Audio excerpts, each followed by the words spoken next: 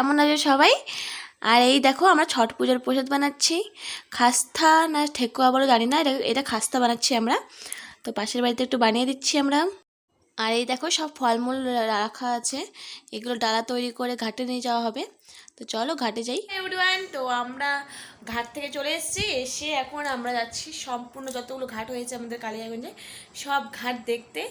আর এই সন্ধ্যাবেলা যেতে পারিনি কারণ একটু কাজ পড়ে গেছিলো, তাই জন্য আমরা এখন বেরোচ্ছি। এখন বাজে কটা, 6:30 বেজে গেছে সন্ধ্যা। তো আমরা এখন বেরোবো, চলো লেটস সি।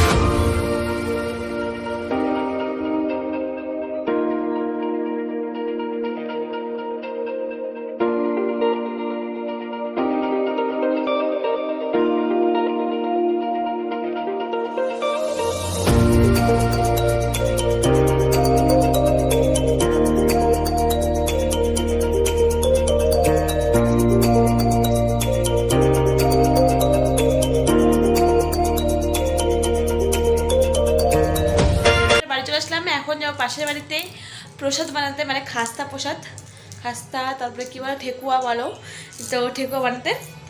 মা ওখানে আছে, মানে শাশুড়ি মা ওখানে আছে। তো আমিও যাবো ওখানে, সন্ধ্যাবেলা গিয়েছিলাম, একটু ঘুরতে গিয়েছিলাম, ঘুরে আসলাম, এখন আবার যাবো ওখানে।